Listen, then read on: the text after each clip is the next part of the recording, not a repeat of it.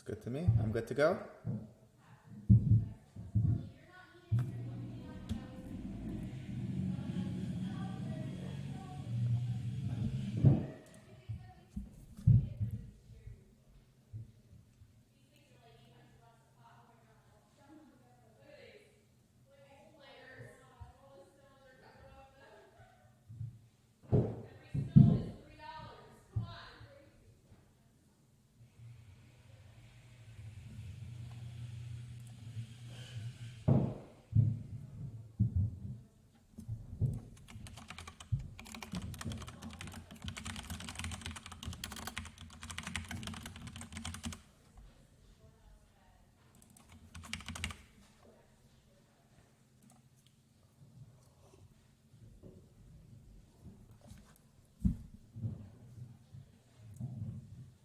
Perfect. Thank you for having me. So, glad to be here today, guys. So, that was my fault. I don't usually use the mute, but with the sound upstairs, I muted earlier. Thank you for having me on the show. I have a great topic for you guys today. So we're going to be talking about digital marketing with a focus on search marketing. So I recently wrote a book, Automotive Search Marketing. You guys could go on Amazon or Barnes & Nobles to check it out. And in today's session, I'm going to be covering the highlights of what I had, what I have in the book. And hopefully, if there's some questions, we can have some discussion about this stuff. So the two decks I'm going to be going through today is one was I presented at NIADA recently, and the other one from NADA. We're going to start off with SEO, and then we're going to talk a little bit about pay-per-click. And again, these are all parts of the Automotive Search Marketing book that you can now find on Amazon and Barnes & Nobles. So with that, and I apologize for background noise. There's some construction going on upstairs in my house. Hopefully most of it gets filtered out, but let's start. So this is just general before we jump into any search marketing. The reason why search marketing is important and the reason why Google's important is, did it show on the bottom? Yeah, Internet Live Stats. So I use this slide to start off my presentations very often, and I get this from Internet Live Stats. So you can actually go to that website and look up these metrics in real time, actually moving as you go to it. So there's 6 billion searches happening on Google every single day. And again, that's just Google. You have so many other, you have Microsoft and so many other regional search engines. So the reason search marketing is so important is because that's where consumers go today to find information, to find dealerships, to find out about cars, and really anything they do. So before we jump in, just want to preface with why we're actually here talking about search marketing. I have some other stats, but we could skip those and just jump straight to the SEO section. So for SEO, I'm actually going to be reviewing with you guys today that ranking signals that Google uses to determine how well and what placement your website ranks. Before we jump into that, I'd just like to preface it with this slide to kind of explain the different sections of Google. So here I did a search for a used Ford truck dealership near Franklin Lakes, New Jersey, where I live. And just to break it all up, so at the top you have the paid ads. So you see here it says the little ad icon. So Google's always changing the way this looks, but there'll always be some indication that this is a paid ad. So you see the top, which is the ad. Under it is all the organic results, and we could break that up into two different sections. So the top section with the maps is what the SEO community calls local pack. Most people just know it as Google Maps results. And then below it is your localized organic results. So the actual search rankings that are not part of maps. Both of those work very differently, and the ranking signals that influence how well you rank in both of those are very different. So just wanted to put this out here so we're all on the same page. The top, which is the paid ad, I'm gonna go through another deck as soon as I'm done with the SEO one. So for now, we're gonna just concentrate in the map section and on the local results under. So here we go. We're gonna start with the local pack, which is the maps results. See if this work. Yeah. I think the PowerPoint broke a little bit. It's supposed to be hidden, and I'm supposed to ask the audience, what do you think is most important for the Google Maps results? But in this case, I think the slides won't load correctly, so I'm just going to jump to this. So for Google Maps results, this is what influences how well you rank on Google Maps. Before I go through this and the next slide, just to preface this, obviously Google's algorithm isn't public, so there's no way to really know the exact ways and exact things that work part of the algorithm, although Yandex, which is the Russian equivalent of Google, just had their algorithm leaked, so you could kind of go there and see what they're doing, and not necessarily what Google's doing, but it gives us some more insight. But the way I get all this information is the SEO community meets internally, and they all compare notes of what they're seeing as the ranking signals on Google, and then all this gets combined into this data set every year or so. So this is even though it's not coming straight from Google, this is our best representation of what's important to Google today and what determines how well you rank. So again, this is for your local, the map results. So for map results, the most important thing is your Google My Business profile. No surprise, right? That's gotten more important over time. I don't know if I have the historical. I do have the historical. Jump into that next. So Google My Business profile is your most important with 36% of the ranking factors. So what that is not just having a Google My Business profile, but actually filling all of it in, having all the information there, pictures, absolutely everything filled in within the Google My Business profile. Next up is reviews. So that's an interesting one. So reviews are not only important in helping rankings, but the content of the reviews are very important. So for example, if you are a coffee shop and you want to be known for a Colombian coffee, if a lot of your reviews mention Colombian coffee and someone goes on Google Maps and searches Colombian coffee shop, you'll actually come up higher because of the content of your reviews. Of course, you can't really force your customers to leave specific reviews and use keywords within the reviews. But it's important to note that the content is super important, and you should definitely think about strategies how to get more reviews, good reviews, and content in your reviews. Big question that I always get asked is, do responses matter to the reviews, right? So responses are super important, but the content of the responses won't help ranking. But for people reading reviews, they're super important. So make sure you are responding to your reviews on Google My Business, whether negative or positive. And I did a ChatGPT session a couple weeks ago, which actually covers on how you could use ChatGPT to help you respond to reviews. So definitely check that out, or search my name and ChatGPT on Google to find that session. So after your actual Google My Business profile and your reviews, the next up is on-page and links. And you'll see that's even more important for the other section of Google. So on-page is your technical on-page stuff on your website. So metas, headers, like fixes to make sure Google is able to crawl your site and read all the information and that it follows all the best practices. After that, it's the quantity and quality of your content.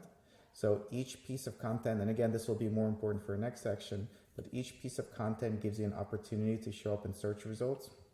And then links is your authority, right? The more authoritative and relevant websites that link to you, the more authoritative Google will think you are. So those continue to be super important.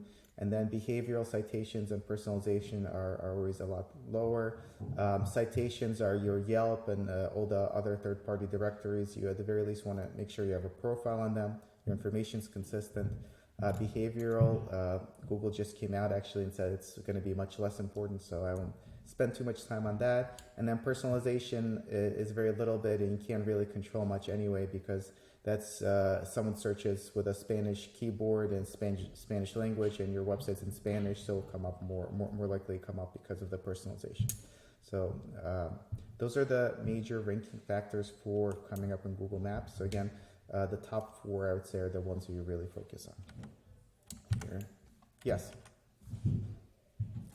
Yes.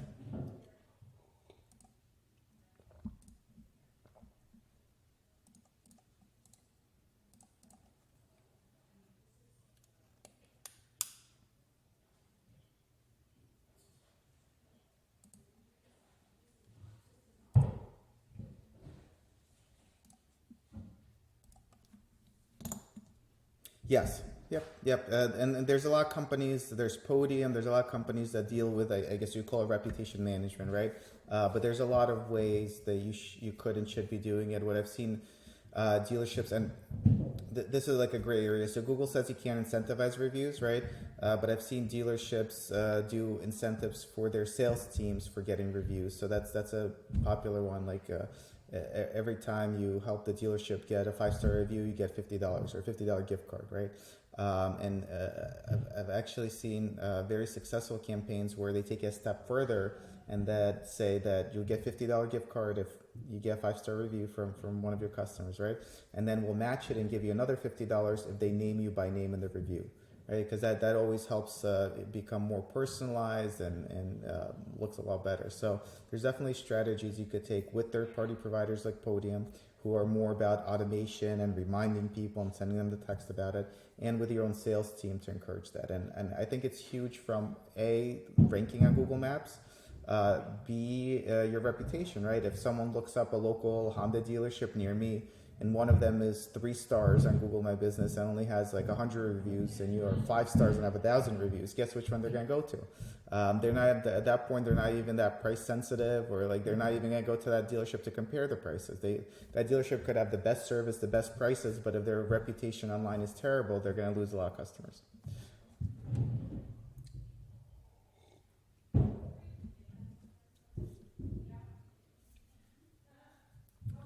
Yeah, so Google's policy is you can't incentivize reviews. So the literal interpretations of that is you can't go to a customer and say, here's $100, leave me a review, right? But the gray area is you go to your salesperson and say, here's $50 if your customer leaves a review. So the second one is allowed, more or less. The first one is not.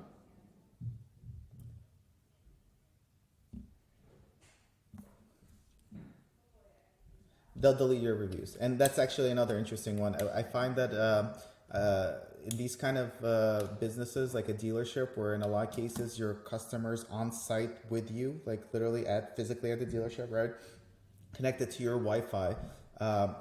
When there's a lot of reviews being left from the same IP address, Google flags that as well and deletes that as well. So you have to be careful.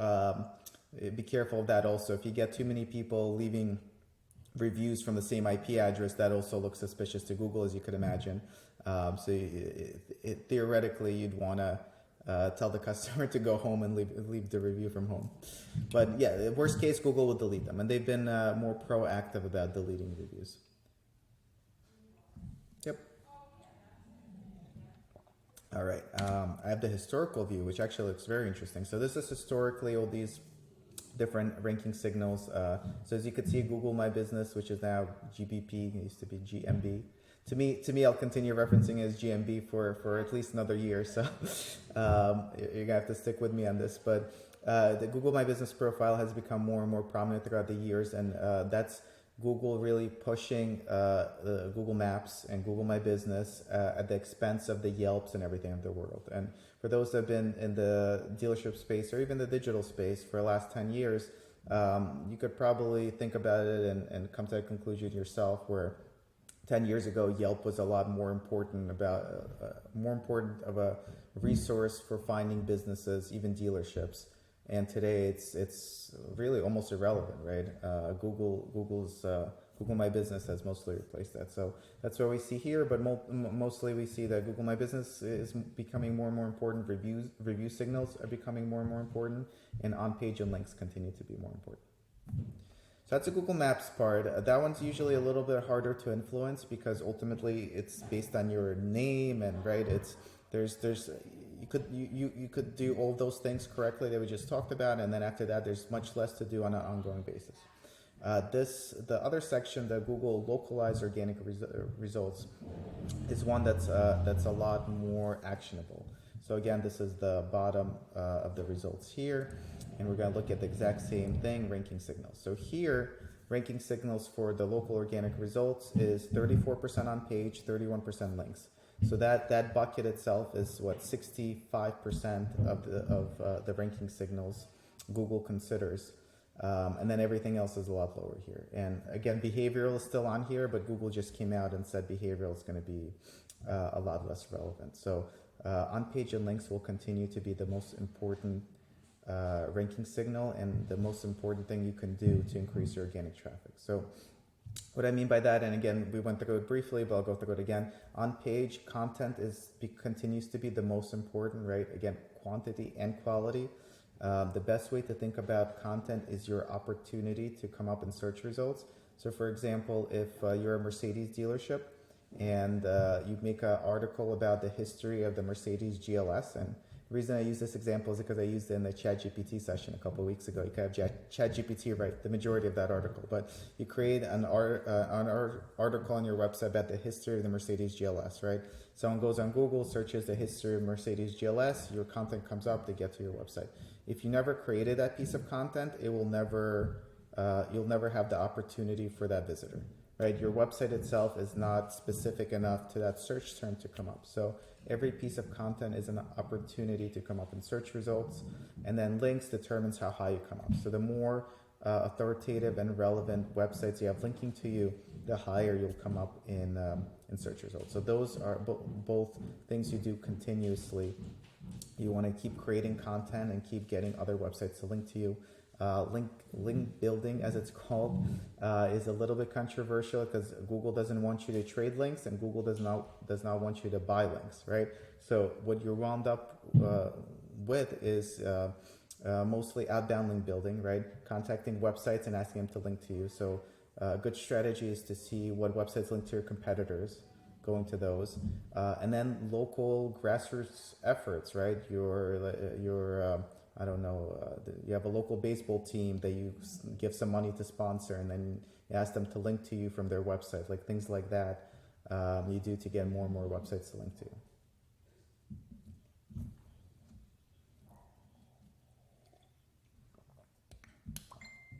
It doesn't. So Google values relevant and authoritative links more than not. So for example, if someone links you from their blog about their dog, it counts a lot less than if you get a link from CNN. And they count relevancy as well. But I think at the end of the day, with the example of the baseball team, the relevancy is the local geography. So I think it would still be valuable even given everything else. But generally speaking, as a dealership, you'd want automotive, authoritative websites to link to you. But any link is a good link in most cases, as long as you're not getting links from like spam sites or adult websites or hacked websites, right? And any link is pretty much a good link, and you want to really focus on automotive ones. And again, the best strategy is there's a lot of third-party tools that'll show you all the links someone has. So you go to Google, see which of your competitors is doing really well on Google, whose content comes up number one, and then you see what websites link to him, and then you reverse engineer it and contact those websites and be like, you're linking to this dealership, which is very similar to me. Would you mind linking to me as well? Any questions from the audience? Right.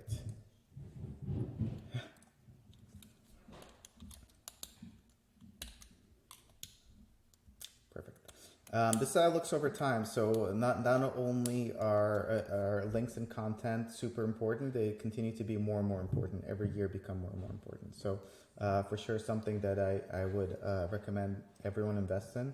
And I know a lot of agencies who do SEO in the automotive space, especially the OEM verified providers or the SEO package you get from your website. They'll write you a couple of blog posts, but they don't do any link building. So you want to make sure you're doing link building, and anyone that's creating you content, whether blog posts or whatever you're getting created, you really want to think about, is that content what you want to be ranking for, and is that going to drive the right visitors, right? I've seen, I'm not going to name any names, but a very big website provider in the automotive space that sells an SEO package, and the blog posts they write, first of all, are duplicate. Like everyone gets a similar one, which Google doesn't like. Duplicate content's a big no-no. But the last one I saw was what to do if your Mercedes breaks down, and the blog post is like, if your Mercedes breaks down, call 911. Like that's first of all, Google doesn't like content like that. They want feature rich content that people engage in and it's useful. But second of all, what kind of visitor are you getting? Even if you're getting visitors from people searching like how to call 911, right? That's not the kind of traffic that's gonna help you in any way for your dealership. All right. So I've been using this example since based on the screenshot since at least 2018, 2019. But I like this example to demonstrate the power of content and why it's important to keep creating content.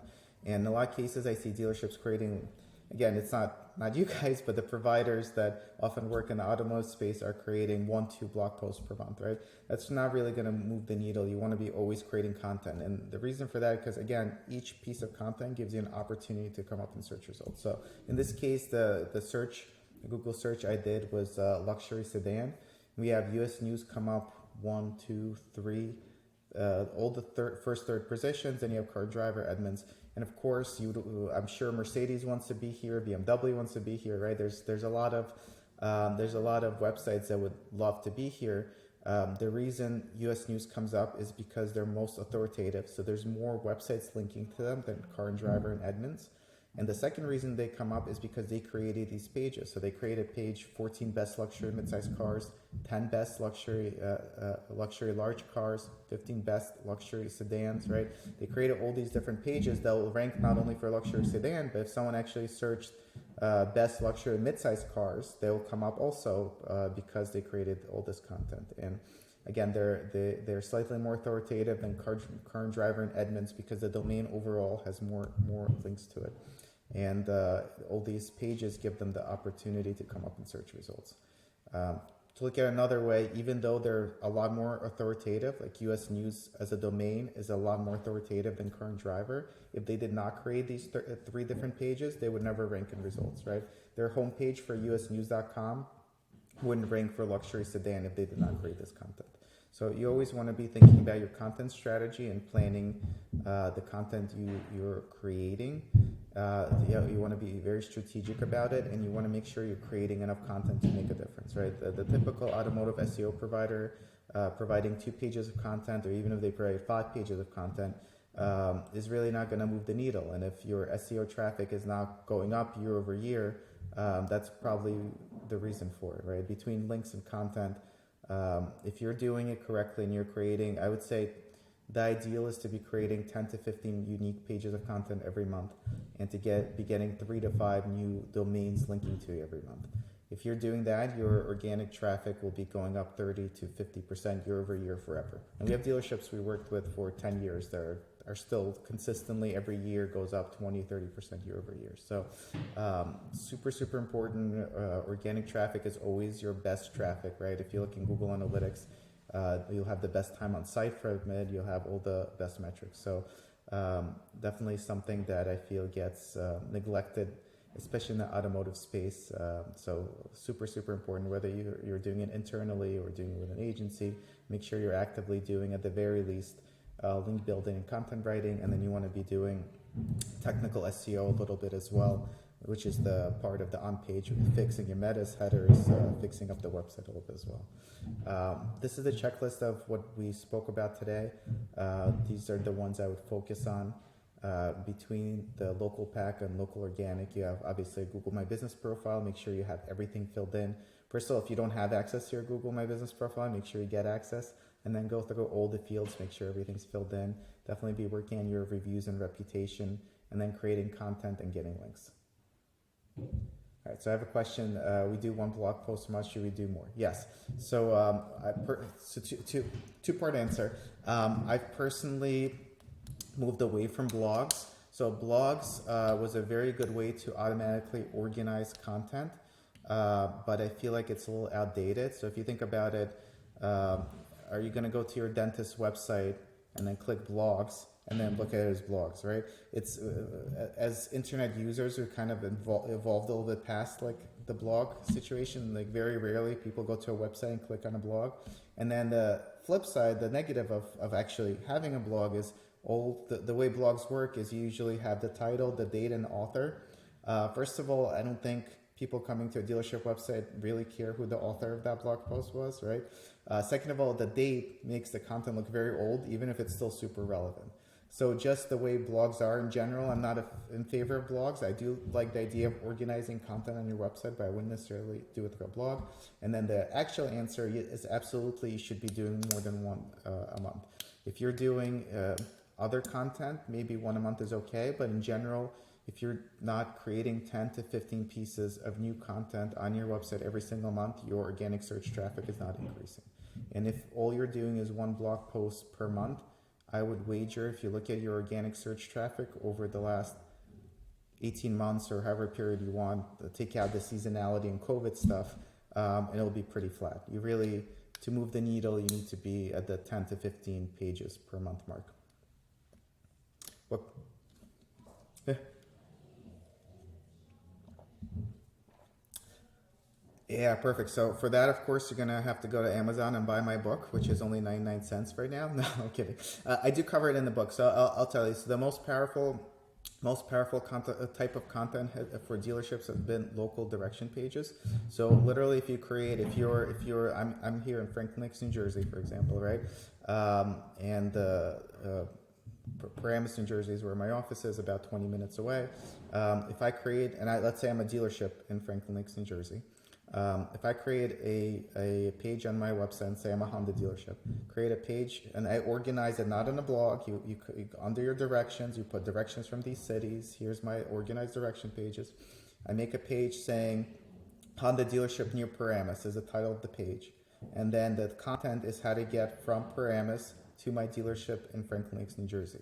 The power of that is eventually once Google indexes it, and if you're doing link building, you're actually going to come up for a Honda dealership near Paramus, New Jersey, even though you're 20-25 minutes away. And it works so well that we have dealerships who rank better than their competitors in that town, in that competitor's own town, because the competitor doesn't have enough content about that town or about directions.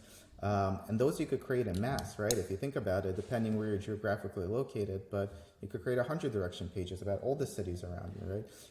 It doesn't generate tons of traffic. How many people are searching for Honda dealership near Paramus? In that case, probably a good amount. There's a big Honda dealership there, but in a lot of cases, it's not a lot of traffic, but it's the bottom of the funnel traffic, like someone physically looking to come into a dealership today, usually, right? So that's and thank you for the link to the book. That's the first one I would do. Going up the funnel, you have comparison pages. So Honda Accord versus Toyota Camry, right? Like pages like that.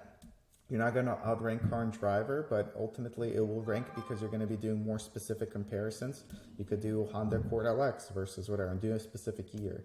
So that's not people necessarily ready to buy, but them getting to your website and reading about it will get them to know about your dealership, will know that you exist, right? That's like the brand building, brand awareness part. And ultimately, I think that does increase the chance of them ultimately reaching out to you. They'll when they're ready to buy the Honda Accord, they'll be like, you know what? I remember that dealership I read that article from. Let me go back to it and then reach out to you. So that's super powerful. On the service side, how-to pages have been powerful, and service has been very neglected for both SEO and pay-per-click. So for your service department, you create how-to pages on your website, and again, or organize it under how-to. How-to pages, you're going to have how to replace windshield wipers on your Honda Accord. Guess what? A lot of people search that. They're going to wind up on that article. They're going to read it, and they're like, there's no way I'm doing this myself, right? Maybe windshield wiper they will, but I don't know, something more complicated. I don't know how to diagnose engine issues, right? Like you start doing very specific things. You'd be surprised how many of those wind up with service phone calls, right? I went to your website, I read this article. It looked like something I was going to do myself, but there's no way. Is there any chance you guys do that service, right? So that's been very powerful. And Dan, thank you. Thank you for buying the book. In the book, I have the exact, I go through all of that. It's literally everything we do. And so SmartSites, we're a pretty big agency. We're at 400 employees. We work with thousands of clients, a little over 100 car dealerships.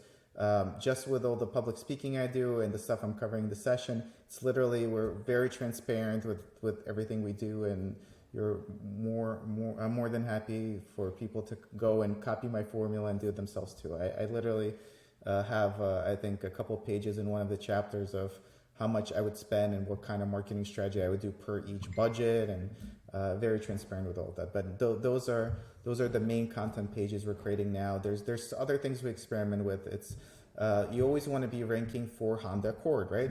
But it's going to be impossible to rank for Honda Accord higher than Honda.com, Car and Driver, Edmunds, every other site, right? So what we've been doing with those, and I referenced this a little bit earlier and on the ChatGPT session, what we've been doing with those is making history pages. So a history of Honda Accord.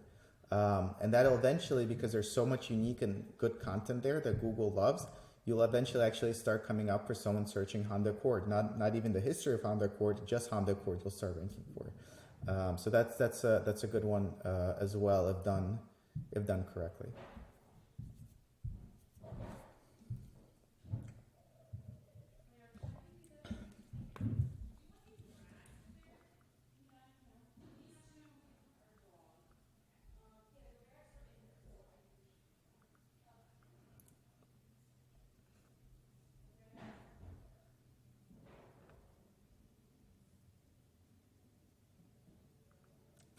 Yep, thank you. And the title is, if you go either search my name, Alex Melen, or search Automotive Search Marketing, it's now on Amazon and Barnes & Noble, and the physical one should be in stores very soon. So it was released this week, like 2 days ago. So hot off the presses.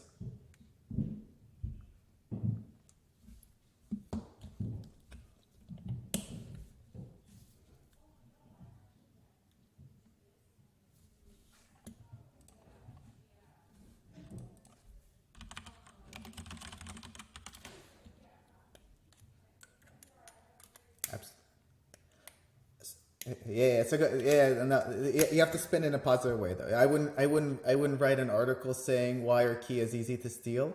But for example, if you have a solution you're selling for it, I would write an article that says Kia anti-theft devices, and then in that article you mention the anti-theft devices that you sell, and I'm sure if you do sell, whether it's locks or GPS tracking, whatever it is, if you are selling that, I'm sure writing that article will get you a lot of searches, because like you said, a lot of people search for it now, and it will get you business. So yeah, you have to be, that's a very good example of like always be thinking about where your consumers are searching and how you could create content around that.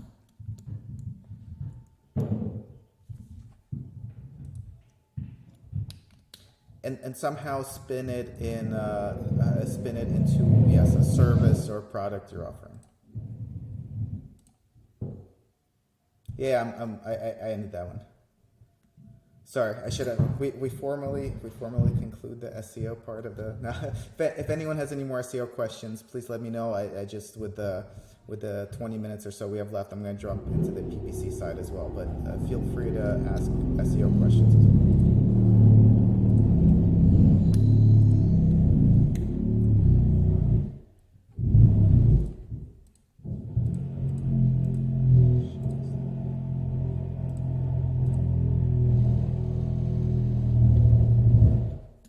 All right, next up, we have a question. If you're managing web content, and I apologize about the noise. If you're managing web content for multiple dealerships, should all content pages for each dealership be unique? Yes, very good question. Everything has to be unique. That doesn't mean you can't have two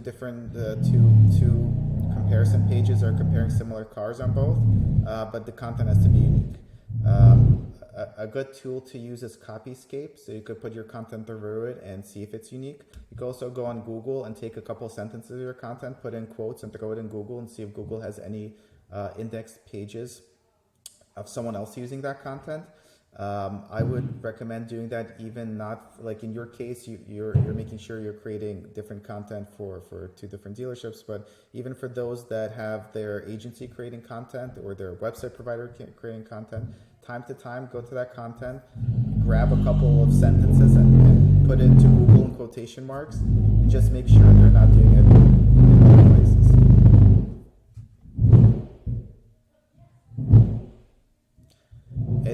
It's on top of me, but it's of course, it was quiet all day. We're redoing the kids' bathroom, but it was quiet all day. I can't imagine, because they already did the demo. I can't imagine what the noise upstairs, like what's happening there at this point.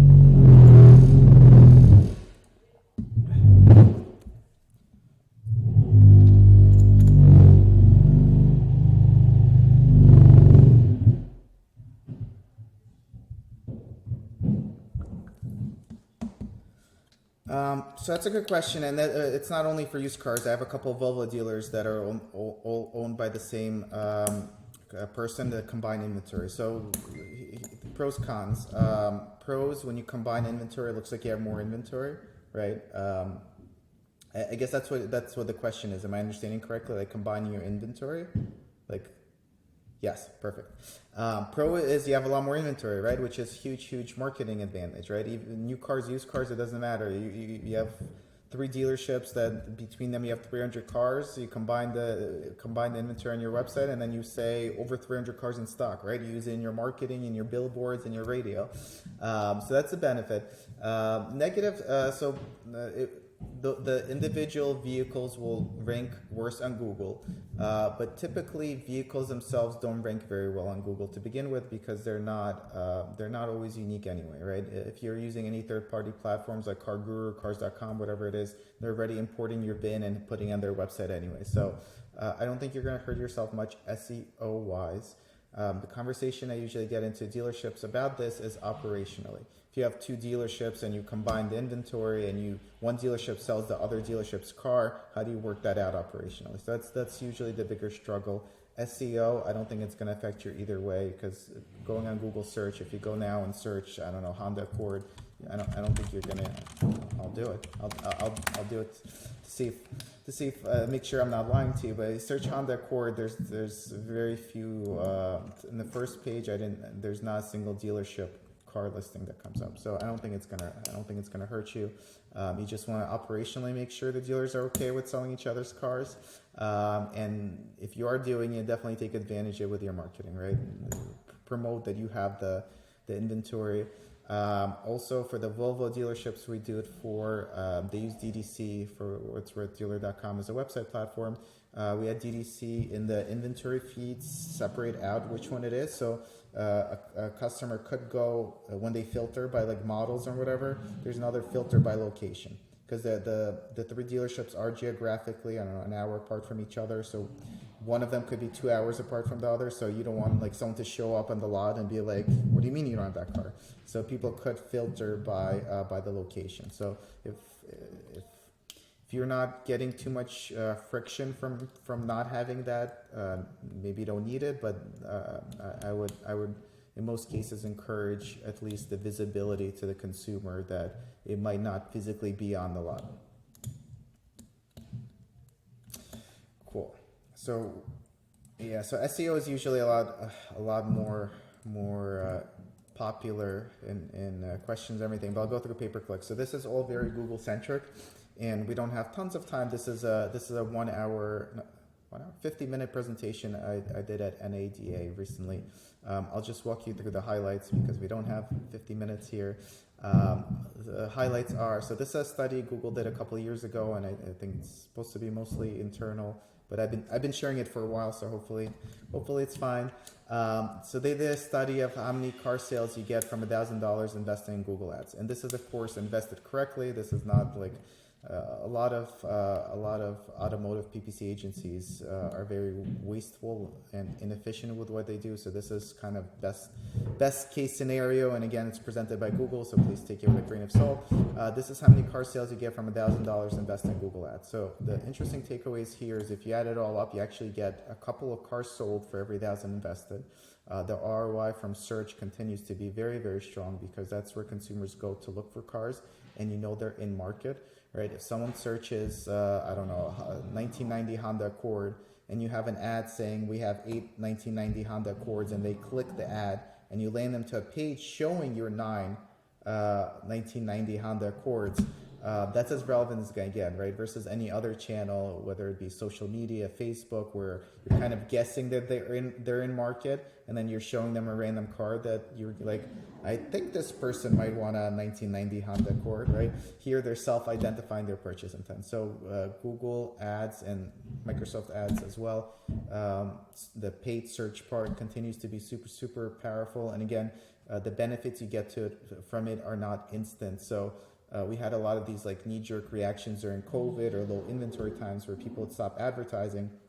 And then it hurts them like month 6 and 7. They're like, why? I restarted advertising this month. Why are my sales not the way they were? Because, well, it The purchase cycle is not instant, right? Especially on new cars, especially on the more expensive cars. So I think really cool slide from Google representing what you actually get from every $1,000 invested in Google Ads. Aside from that, I want to highlight 3 different things that you want to be doing on your PPC. In a lot of cases, people are not super familiar with this. So my goal for all of this, and again, I cover this all in my book, even in more detail than here. But my goal here is, for at the very least, for people to become familiar with this enough to go to their agency and say, are we doing this? Shouldn't we be doing this? Why are we not doing this? All right, first up, value-based bidding. So, I actually have this exact image in my book as well. So let's talk about bidding first. So Google is a auction system, right? Ultimately, at the fundamentals of Google, you decide how much you're willing to pay for that specific click. Google then charges you for that click, you get that click, and then they go to your website. That's the system. How ads are displayed on Google is an auction. So someone does a search, whoever's paying the most for that click will show up first, and then everyone down under, everyone's cost is 1 cent more than the person below them. Does that make sense? And Cindy, yes, I think these slides will go. Maybe it'll go out to everyone. If not, I could. If you send me an email, I have them. I know I only have the slides, but on my website, alexmelen.com, I have recordings from NADA of me speaking about these slides. Perfect. Yeah, so that's how bidding works. So we go all the way back, and this is a historical representation. All the way back, we have position driven, so people would just bid on position, right? And for those who have been involved digital long enough, 10, 15 years ago, everything was like that, right? You want to be number one, like how much you have to pay to be number one or number two, right? That's all people care about. I want to be number one, right?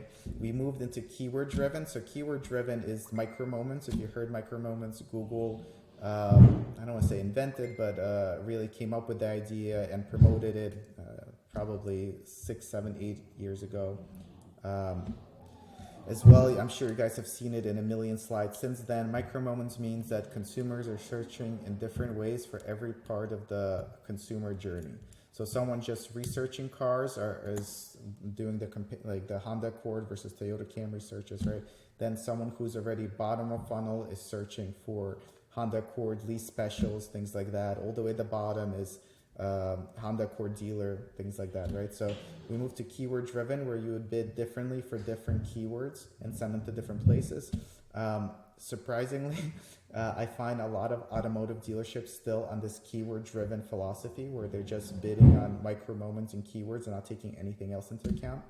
The next iteration in the automotive PPC landscape is outcome driven. So that's where the industry has been moving to, but they've been moving to, especially automotive, very, very slowly. So outcome-driven means is that you're actually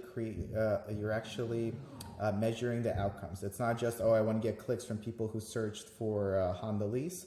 You're actually measuring what actions they took and actually putting that back into Google Ads and using that information to bid for consumers differently. So for this to work, you have to be recording your conversions. So you need to have your Google Analytics linked to your Google Ads. That's a big one, right?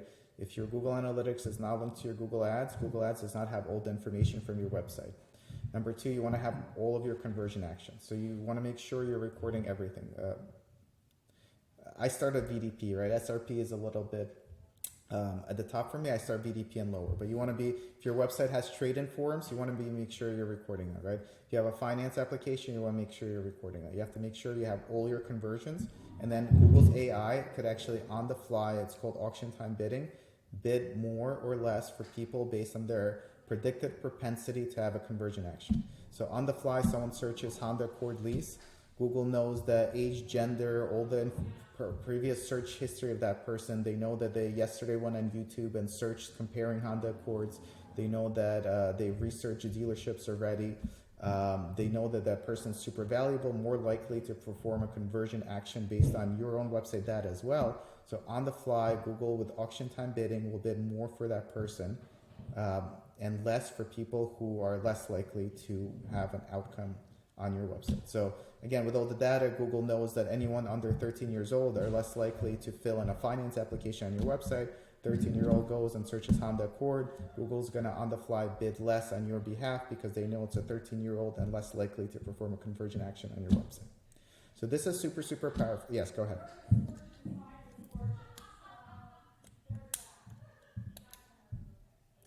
Correct. So yes, conversion action, correct. And you measure different levels of them. VDP perhaps is a conversion action as well.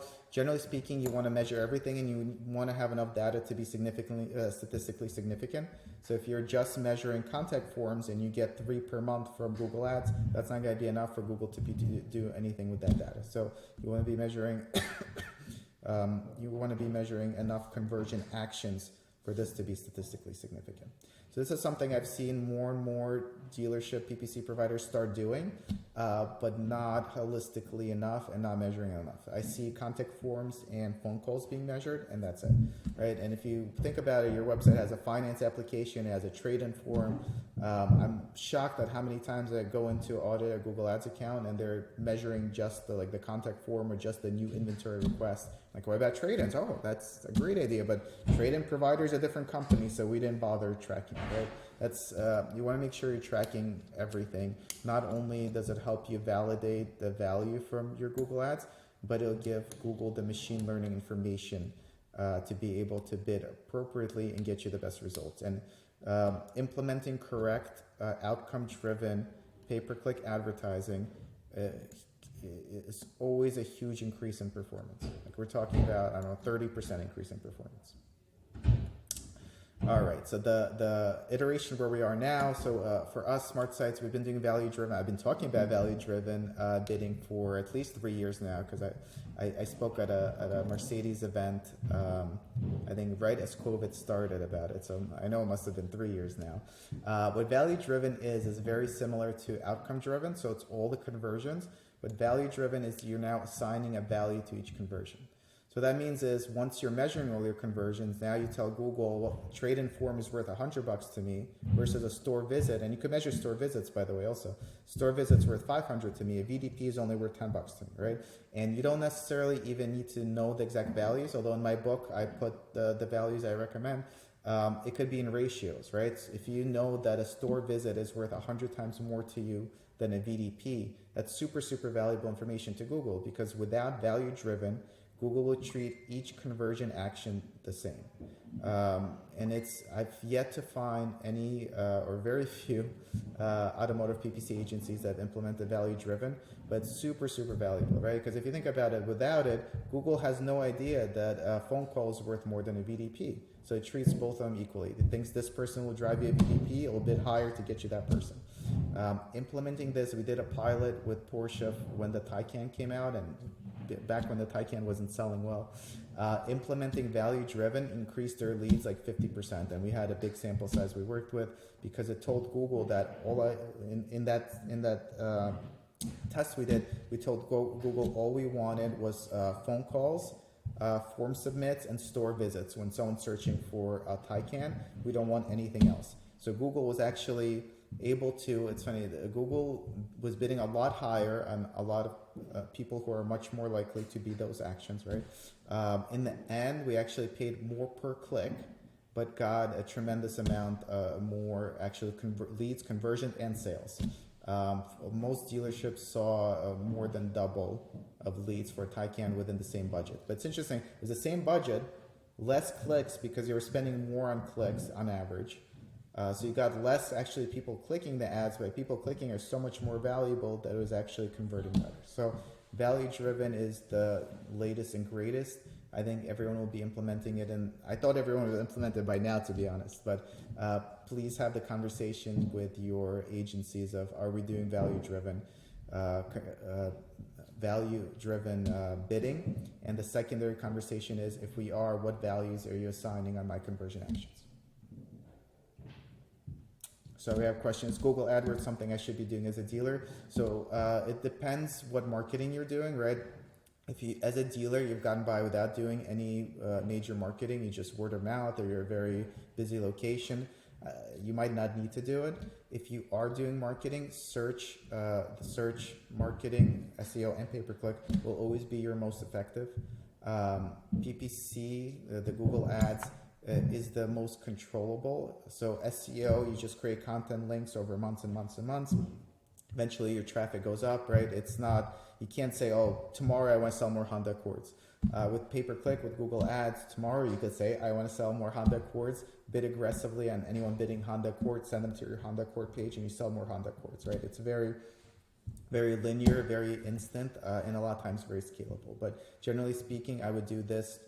As an agency, we do just as much with Facebook as we do with Google, but especially in automotive, I would be doing this more so than anything else, and definitely ahead of Facebook and a lot of social media. This is that's funny, I forgot I had the slide. This is the Taycan example I mentioned. So they wound up getting 20 more form submissions for Taycans by implementing value-based bidding, the specific dealership that we ran that pilot for, and this was April 2021, so 2 years ago. Literally doubled their leads within the same budget. So very, very powerful. So you could see a budget went up 3%, number of leads went up 100%. Question was, is Facebook marketing still relevant? So Facebook, they just came out with their earnings and they actually did they did well, and they did better than Google. Google's earnings and their search advertising was down. Facebook became a lot worse with the iOS update. So for those who don't know, when Apple, and I have a lot of this in my book also, when Apple updated their privacy settings now to be tracked, you have to opt in. So it doesn't impact Google as much because there's no third-party tracking, right? You go into Google and you search, I want Honda Accord, and then you show the ad based on that, right? Facebook was all about audiences and tracking the audience. So what do we lose with iOS? So those on Apple devices, you now don't know anything about them and you can't track the conversion. So before, if you were a fashion store that advertised only to women, now you're advertising only to women but getting 50% men. And then on the other side, you can't measure the conversion, so you can't do a lot of the machine learning stuff. So Facebook's working on workarounds to it, and it still has value, right? It could be used very well as a brand. It could be used very well for reputation, right? If you're doing organic social media, like doing posts about customers receiving their cars and employees getting recognitions and awards, I think that's very powerful as a tool to really humanize the dealership and get more people interested in coming in and creating. Back when I did advertising for Walmart, we would call it brand favorability, right? It would increase favorability. Outside from that, it definitely has value, right?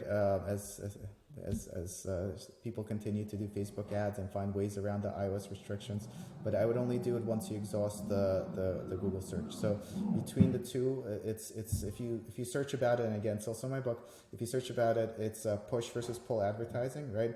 So with pull advertising, it's people who are searching for you, right? So if someone's searching Honda Accord, you want to be present there. So you want to make sure you're exhausting all of that before you start putting ads in front of people who you assume might someday be interested in a Honda Accord, or maybe they just bought a Honda Accord, right?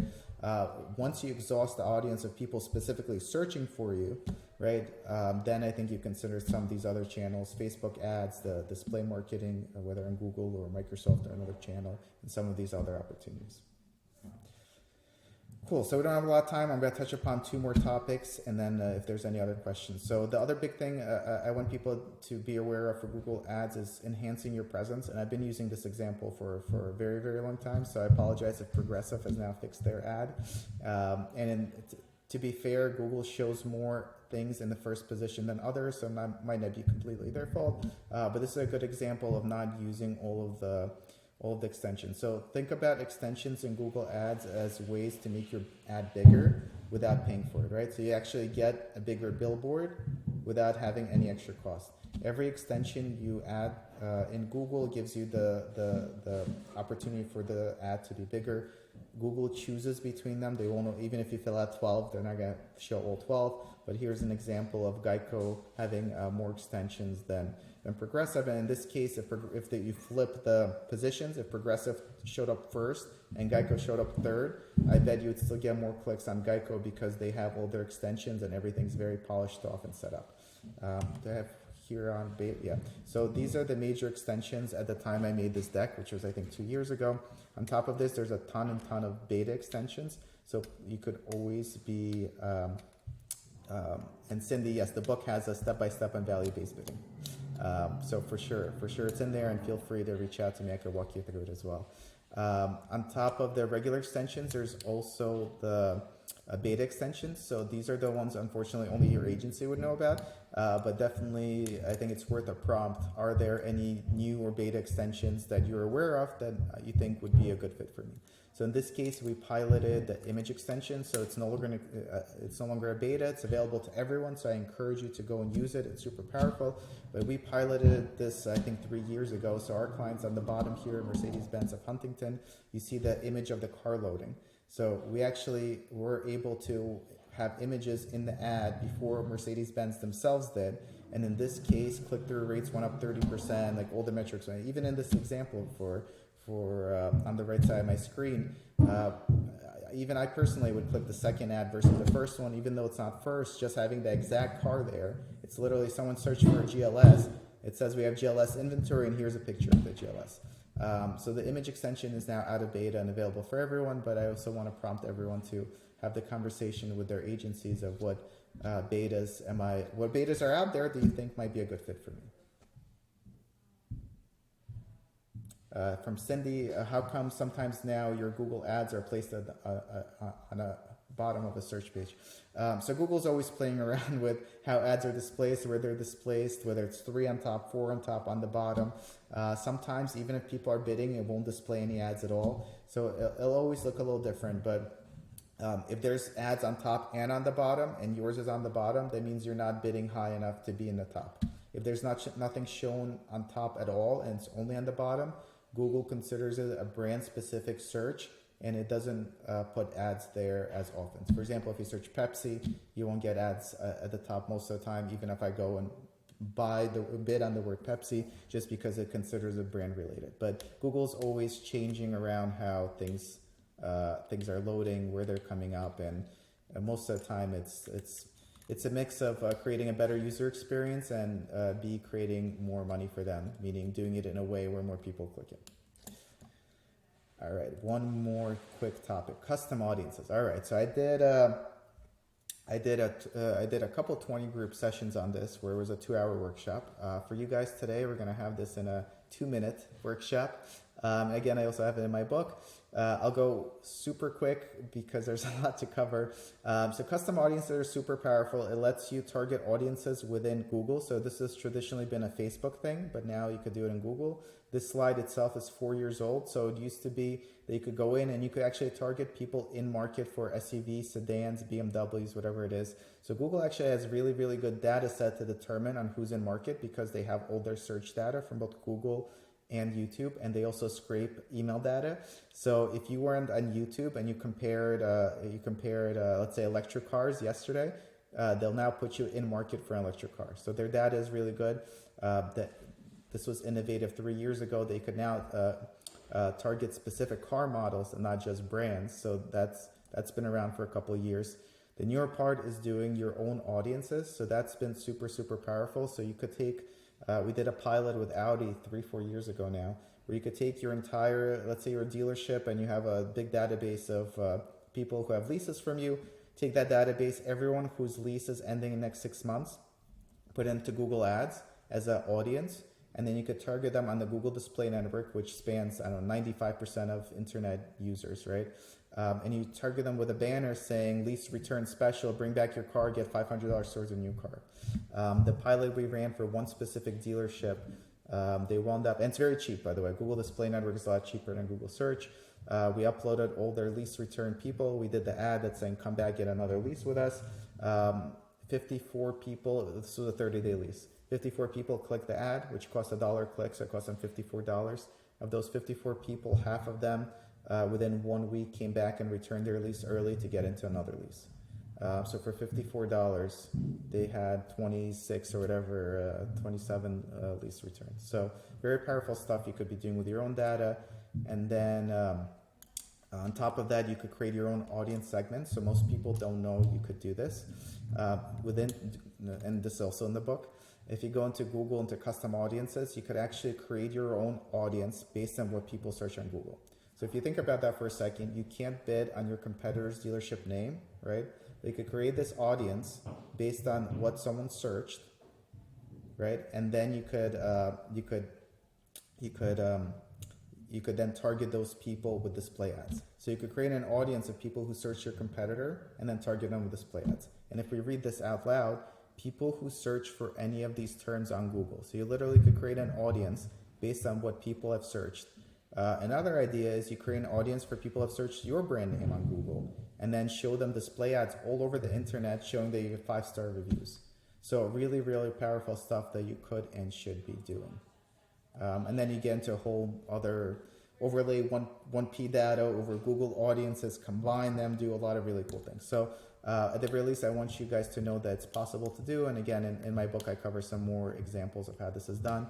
I don't expect you guys to go into Google Ads and start creating your own audiences today, but at the very least, you could look into it. And if you work with an agency, you could reach out to them and be like, I saw this custom audience thing, custom audience segment. Can we set this up for my own name and then show them banners of our 5-star reviews?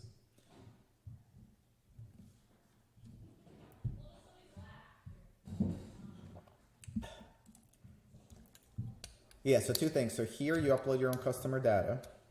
They want first name, last name, email, phone number, and zip code. In this case, you could create an audience without uploading anything based on what people are searching. So you create an audience of people who search for any of these terms on Google. So here you're not even giving them any data. You're creating an audience based on search behavior on Google. Very cool stuff. And it's a lot of really cool stuff that people should be doing, and in a lot of industries gets done all the time. Before starting SmartSites, I worked at Publicis, which is one of the biggest advertising companies in the world, and I did digital for Samsung and then for Walmart for a couple of years. Really amazing stuff that gets done at the Fortune 500 level, and it was one of the reasons I started SmartSites, because I feel like at the SMB level, not only does it not get done, people don't know that it's possible. Like I presented this slide that I have up probably 20 times now, and then do like show of hands who knows about this tool. Nobody. But it's literally, you go into Google Ads under tools, and it existed there for like 6-7 years. So a lot of really, you have to like start thinking about how to implement this. But there's a lot of creative ways that are very price effective that you could do some really cool things. Yeah, no one knows about it. It's literally within. You go to Google, they moved it around. It's now tools, audiences, and then once you're in custom audiences, there's a custom audience segment you have to go to. But you could create whichever ones you want. And again, you could do it to help your own brand. You could do it to show ads to competitors. You could do so many cool things. Cindy, small agencies, I recommend. We work with tons of dealerships of every single size. If we can't come up with a solution for you, I could recommend someone who does. So if you want to shoot me an email, it's alex@smartsites.com. More than happy to see how we could help you. Cool. So that's all I had. Of course, I have a lot more decks we could be going through. Microsoft Ads has become very popular. All of a sudden, their market share jumped a lot because ChatGPT usage, and this slide even is before that. Their audience skews more affluent and is cheaper, converts better. DuckDuckGo is actually powered by Microsoft Ads. Microsoft Ads now has LinkedIn, and you could target people on LinkedIn through Microsoft Ads now, which is super powerful. So that's also in the book. And then I think it's still the SEO stuff that we already walked through. Sorry, I went like super quick. I went through like 8 hours of content in 1 hour, but again, the book I have out now, and still 99 cents, has a lot more detail on this. So definitely check that out, and feel free to reach out to me if I could help anyone with any of this, or if you just want to chat about anything search marketing related.